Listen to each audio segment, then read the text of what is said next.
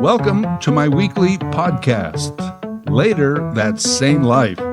I'm Larry Fedoruk, and new episodes of my podcast pop each Thursday. Simply check out your favorite platform or my YouTube channel for Later That Same Life, Larry Fedoruk. Each week, a topic, discussion, story from our lives. Season 6, Chapter 11. 7 Deadly Sins. Let me tell you what got me thinking about the 7 sins, or as I knew them growing up, the 7 deadly sins. Not to be confused, of course, with the 7 deadly dwarfs, the Chicago 7, accused of being potentially deadly, the deadly G7 Alliance of Nations, Canada's Group of 7, who were famous landscape painters and not very deadly, although I hear A.Y. Jackson was pretty handy with a putty knife, especially if he felt threatened by Lauren Harris. That's just a rumor. Then you have your Magnificent 7, based on the 7 Samurai. Now they were deadly. The Magnificent 7 were like the 7 horsemen of the apocalypse. You're saying, Larry, there's only 4 horsemen of the apocalypse. Well, yes, but little known fact, they have 3 backups. I mean, once you start the apocalypse, you need to have bench strength should anything go awry. That's actually what's so deadly about the apocalypse. They have a plan B. Okay, I made that last part up. I lied. Luckily for me, lying is not one of the 7 deadly sins. It is one of the 10 commandments, bearing false witness and all that crap. But they are not the 10 deadly commandments. I guess you can survive the odd bearing false witness or some coveting. But the 7 sins, those are deadly. For balance, it's good to have a choice. You could also live your life by the virtues, of which there are 7. G7, 7 dwarfs, Group of 7, Chicago 7, Magnificent 7, 7 virtues, and 7 deadly sins. You know how many are on that list of famous 7s? 7? Ooh, cosmic. Oh yeah, I'm purposely leaving out the 7 swans swimming. On the 7th day of Christmas, my true love said to me, 7 swans are swimming. Because, it's too early for Christmas music. Well, not for retail, but, for the rest of us. So today I'm looking at the 7 sins, the 7 deadly sins. Now, sins and virtues imply a strict religious point of view. I'm not coming from there. I look at sins and virtues as more general terms, adopted to help ensure the coexistence of human beings on earth. Perhaps it was always that way. Here's what I mean. I always imagined that humans realized many thousands of years ago that we would all get a lot further faster if we all got along. This remains true today, though in less and less practice. So a set of rules were set up. Laws, social contracts, sins and virtues. And each person was expected to promise, you won't have to live in fear of me as long as I don't have to live in fear of you. Deal. Knowing, of course, that there would be those who would not abide by those contracts, humans quickly realized that enforcement would be a problem. How do we do this? Well, we could just police ourselves, they said, but men with clubs can only do so much. So they came up with a higher power, an almighty afterlife, heaven and hell. The enforcement principle being that if you're not going to be a human for human's sake, then think of your own eternal suffering or bliss based on how you conduct yourself during your brief time on this earth. That worked for centuries. Again, not as much lately. Organized religion is what it is, or it is what it's become. And that's a topic for another day. It's all based on the creation of a god of some sort. At university in my philosophy of religion class, often the topic of discussion was, if God did not exist, then man would have had to invent him. The theory being that had already happened a long time ago. God didn't create man, man created God. Yeah, that's what we talked about for hours at a time. We also smoked pipes and played a lot of pinball. So, I don't know. Anyway, all of this to make my long-winded and overextended point. And I feel it's important to make this point. Virtues, values, ethics, laws, and rules of life may have come from a religious point of view, but really they were just created by humans to help ensure that humans survive. Knowing that they couldn't keep everyone in line all the time, humans created one omnipotent, omniscient being who may not arbitrarily strike you down with lightning while you're walking around Earth, but guaranteed would properly deal with you for the rest of eternity. The 7 deadly sins. Yes, they have a religious overtone, but really, they are simply 7 transgressions. Transgressions that we commit against ourselves and those around us. The 7 deadly sins are pride, greed, lust, envy, gluttony, wrath, and sloth. Pride, greed, lust, envy, gluttony, wrath, sloth. Did I just describe most of the developed world, or what? In more common terms, we are a population of fat and lazy slobs who want what we want when we want it, get openly pissed about those who we think have it better, and we're proud of it. Yes, that's not everyone. There are good people. But right now, I gotta tell you, it seems like this world is being run by the sinners. The proud, greedy, jealous, angry, fat, and lazy sinners. Some of them are leaders of people. How did these 7 deadly sins become more like virtues in modern society? Again, these 7 are just a nice, tight, accurate list of sins, not against a god or a prophet or whatever Polaris you use to guide you through existence, but they are sins against humanity. And maybe we could survive any 1 or 2 of them, as minor crimes. Yeah, pay a small fine and move along. But somehow instead, we have managed to live all of them all at once.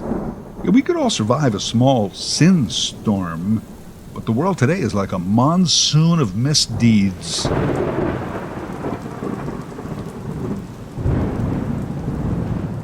The more I thought about it, the less surprised I was that we have come to this point. Society has preached the 7 sins positively for my lifetime, and probably for decades before that. Let's break them down one by one. Pride, national pride. Take pride in your appearance. Be proud of who you are. I'm proud of my kids. Thanks, Dad, we're proud of you. The proud and the brave. Team Pride. Pride. The word itself has been co-opted by a group of optional orientation. And they even have their own flag, which they call a pride flag. On the other end, there's a group of wackos who call themselves the Proud Boys. We're all caught up in pride. And even as you heard some of the items on my list, you probably think to yourself, am I not allowed a little pride? Well, I'll repeat this for like the 10th time in my podcast series. How about a little less pride in the things that make us unique and more humility to admit the things that make us the same? By the way, when I wrote that line, I shared it with a friend of mine. She said she loved it. You know what I said? I said, thanks. I'm really proud of it. Pride. We just can't help ourselves. I'm trying to preach less pride. We have more in common. than that which divides us. Pride divides us. On the list of 7 deadly sins, pride is number 1, with a bullet. Next, greed and lust. Both are kind of the same core desire. One for things, the other for people. That is sold to us on a regular basis. You know what it's called? It's called the world economy. One person's spending is another person's income. Got to keep the economy churning. Got to want more, need more, get more. Work your way up to the middle class. Get a bigger piece of the pie. Dream the dream. No, wait. Live the dream. And don't wait until you actually earn it. Get it on credit. Greed and lust drive the world. Although lately some deep thinkers are challenging that. It's an interesting concept, and I am going to get to it in a moment. And by the way, the most famous line about greed in the last 3 decades or so. Got it? Right. Point is, ladies and gentlemen, that greed, for lack of a better word, is good. Greed is right. Greed works. Greed is good. From the movie Wall Street, spoken by the Michael Douglas character Gordon Gekko. They called him Gekko. That's a lizard. He was, if you remember correctly, the villain in the story. Greed is good. At the time, the line was meant to show his inherent evil. And what happened? Well, men started to dress like him, comb their hair like him, and repeat his mantra as a positive reinforcement for their actions. Greed is good. Bulletin. Greed is not good. Greed is bad. Greed is a deadly sin. Next on the list, envy. Well, envy is basically used to sell the greed and the lust. And for that matter, encourage gluttony. Envy. Let me share another famous movie quote. As Melvin Udall, played by Jack Nicholson, said in the movie As Good as It Gets, what makes life so hard for many people is not that they have it bad, it's that they're that pissed that many others had it good. That's envy. A major manifestation of envy is found in this famous quote, versions of which can be traced back many hundreds of years. It goes, "It is not enough to succeed. Others must fail." And I'm sure that by now we all know the German word Schadenfreude, taking pleasure in another's misfortune. Well, now I'm starving. Let's get to gluttony. That sin should be self-evident. Obesity rates in developed countries can be as high as 50% of the population. Food is no longer fuel or sustenance for many of us. It's reward. I don't care what it is, but deep fry it, add bacon, and cover it in cheese. We even have competitions to see who can eat the most, the fastest. Let the games begin. I call those games Mock the Poor and the Starving. Gluttony, it's only one of the 7 deadly sins, but we have managed to large size it. Finally, wrath and sloth. Well, sloth is certainly a byproduct of the modern life, and even today we are still building new machines to do our work for us. You know, all these machines were supposed to free us up to be more human? Hasn't really worked so far, has it? We just got lazy. Our minds got lazy, and we're using our last little bit of brain cells to create artificial intelligence and virtual reality. Authentic intelligence and reality, well, we just gave up on it. We can't fix it. They are disappearing commodities, endangered species wiped out by the social climate change. And wrath? Well, we've been taught not to suppress our anger, but to manage it. Anger management. It's a whole industry. Look it up. Now, I'm not saying to knot your anger up and hold it in until it becomes some life-altering ulcer. But over the years, displeasure and dissatisfaction have somehow mutated into anger. And we all know this too well. These days, anger is easily weaponized. And here we are, as we slightly part the drapes and peer out onto the street, and we witness pride, greed, lust, envy, gluttony, wrath, and sloth. And it's not just out there. It's seeped into our homes. Back to the Gecko-esque theory that the world runs on greed. There is a newer school of thought out there that says the world does not run on greed. The world runs on envy. That makes sense to me. Greed may explain $1 billion when really 500 million would be more than enough. But does greed explain the next billion, the next 10 or 30 billion? Only partly. Envy is a better explanation. A billionaire who needs to do better than other billionaires. There's no shortage of lists of the world's richest people. Aw, poor Michael Bloomberg. He's slipped out of the top 10. Envy, not greed, runs the planet. Wow, it's like the 7 deadly sins are now competing against each other for world dominance. So if envy runs the world, that means it doesn't just control the rich. Recently, popular social sites like Instagram, also Facebook and TikTok, have been called envy amplifiers. Envy amplifiers, yet another new social phenomena we have to absorb. Instagram is an envy amplifier. That, most famously, just came from Elon Musk. But many others have chimed in to heartily agree. For years now, many of us have joked about how everyone else's life on Facebook looks better than yours. That may lead to a jealousy just based on human nature alone.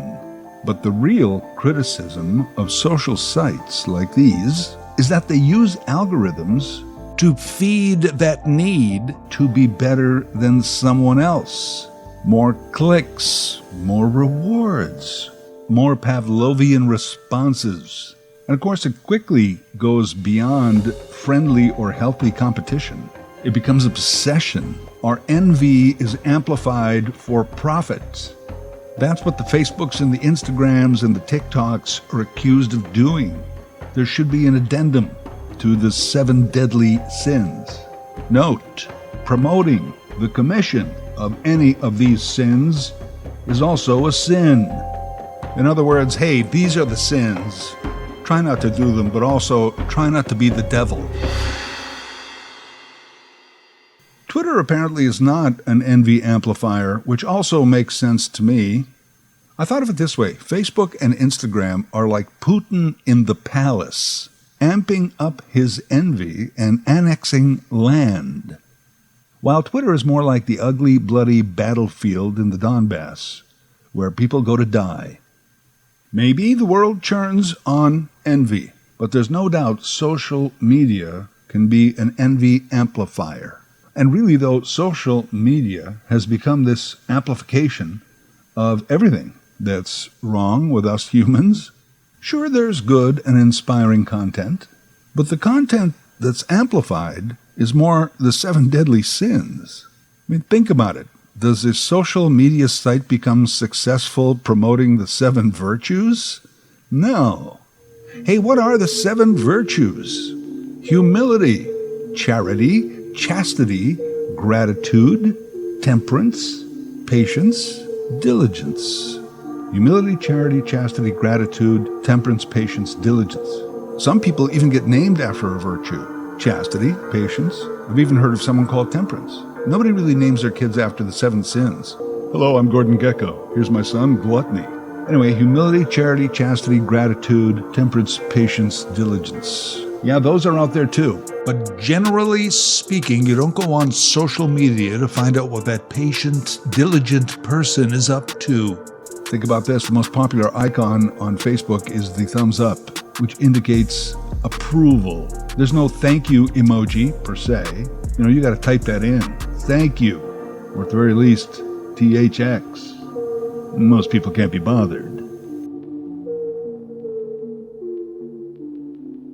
The 7 virtues are simply the opposite of the 7 sins. Humility is the opposite of pride. Charity is the opposite of greed. Chastity, opposite of lust. Gratitude as opposed to envy. Temperance instead of gluttony. Patience should replace wrath. And diligence over sloth.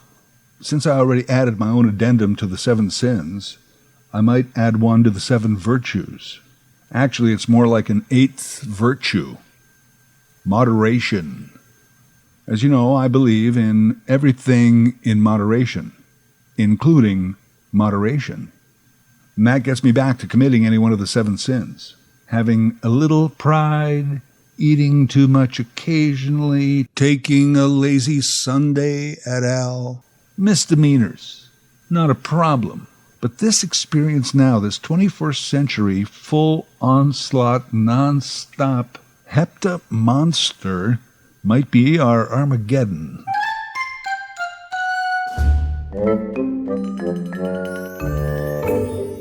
So let's say you took the 7 virtues, 10 commandments, the 12 rules of life, and let's throw in the 7 habits of successful people. The total is 36. It's too much to do, 36 things. We don't need 36. And by the way, we especially don't need Jordan Peterson's 12 Rules for Life. Not Jordan Peterson. One crazy SOB. Jordan Peterson. If he was drowning, I'd throw him an anvil. No, wait, what did I say? Anvil? I meant anvil. I think that the ancient philosophers and social architects, they got it down to 2 simple lists of 7. 7 virtues, 7 sins. 7 virtues is like a to-do list. 7 sins, try to avoid. I think more people just need those 2 lists tacked up on the fridge as a daily reminder. How tough can it be to live our life in a more virtuous manner? I know that I'm gonna try. Hey, in the meantime, how about we get an extra large pizza and watch some porn? Later That Same Life is written, voiced, and produced by Larry Fedoruk. LarryFedoruk37@gmail.com. Subscribe to Larry's podcast YouTube channel. Get automatic notifications with each new episode. I thought I would tack these on just for the record. 7 sins: pride, greed, envy, gluttony, wrath, sloth. 7 virtues: humility, charity, chastity, gratitude, temperance, patience, diligence. The G7: Canada, France, Germany, Italy, Japan, UK, USA. The 7 continents: Asia, Africa, Europe, North America, South America, Antarctica, Australia.